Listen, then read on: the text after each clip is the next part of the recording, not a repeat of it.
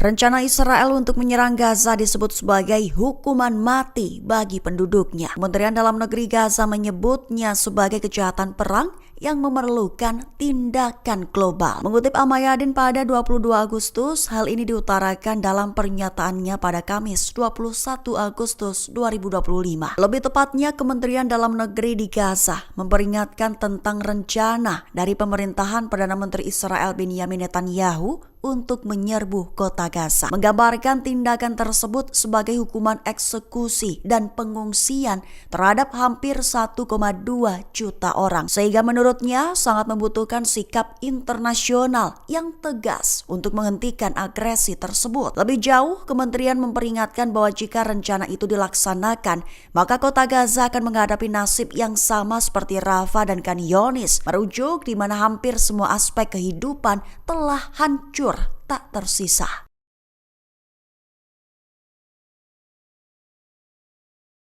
Yaman mengutuk agresi baru pemerintahan Netanyahu di Gaza disebut paling mengerikan dan digambarkan sebagai kejahatan abad ini. Sekaligus menyebutnya sebagai haus darah hingga melakukan pemusnahan brutal terhadap seluruh rakyat Gaza. Mengutip Al-Mayadin pada 22 Agustus, kutukan ini dilontarkan oleh pemimpin gerakan Ansarullah Yaman, Syed Abdul Malik Al-Houthi dalam pidato mingguannya. Lebih lanjut, ia menuduh pendudukan Israel melanjutkan kebijakan haus darah dan pemusnahan brutal, merujuk pada penargetan infrastruktur air yang disengaja dan perampasan yang disebabkan oleh blokade. Apalagi dalam seminggu terakhir, Israel telah melancarkan pemboman tanpa henti dan kelaparan yang disengaja, menimbulkan korban jiwa yang disebut dahsyat dengan ratusan warga Palestina gugur dan ribuan lainnya terluka. Memperingatkan bahwa sekira 250.000 anak Palestina kini menghadapi resiko kematian yang lambat dan menyakitkan.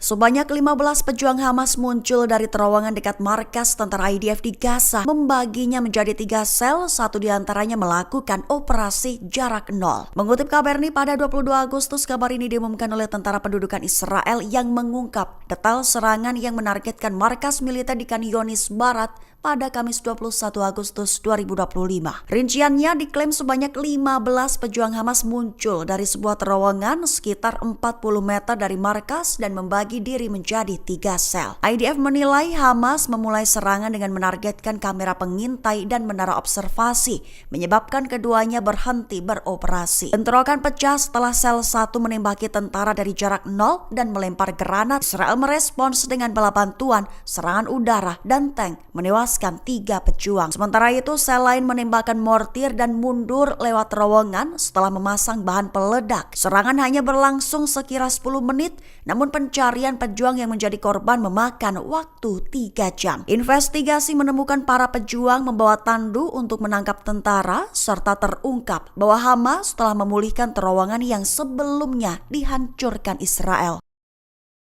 Inggris dan Perancis termasuk dalam total 21 negara yang menandatangani pernyataan bersama menyebut persetujuan Israel atas proyek permukiman besar di tepi barat sebagai tindakan tidak dapat diterima dan merupakan pelanggaran hukum internasional. Mengutip Al-Arabiya pada 22 Agustus, penandatanganan itu dilakukan pada Kamis 21 Agustus 2025 dalam pernyataan bersama. Seperti Australia, Kanada, dan Italia pun menyatakan bahwa mereka bersama 18 negara lain mengutuk keputusan Israel, sekaligus menyerukan pembatalannya segera dengan sekeras-kerasnya. Pernyataan dari total 21 negara itu mencatat bahwa rencana tersebut akan membuat solusi 2 negara menjadi mustahil. Bahkan disebut justru akan memecah belah negara Palestina dan membatasi akses Palestina ke Yerusalem. Kementerian Luar Negeri Inggris bahkan menekankan bahwa jika rencana itu dilaksanakan, maka akan menjadi pelanggaran berat terhadap hukum internasional.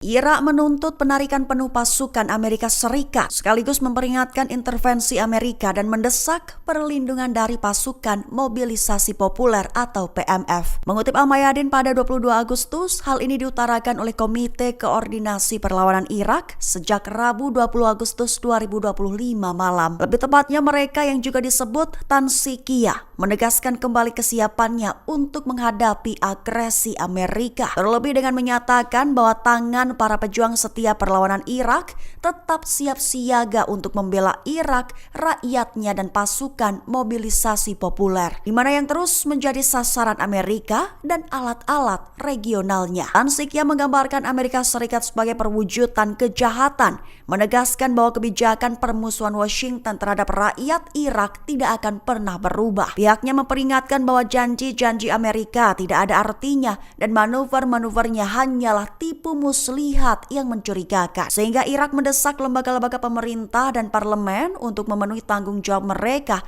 dengan memantau secara ketat pergerakan pasukan Amerika Serikat, sekaligus mendesak mereka untuk berkomitmen pada penarikan penuh pasukan Amerikanya dengan sungguh-sungguh.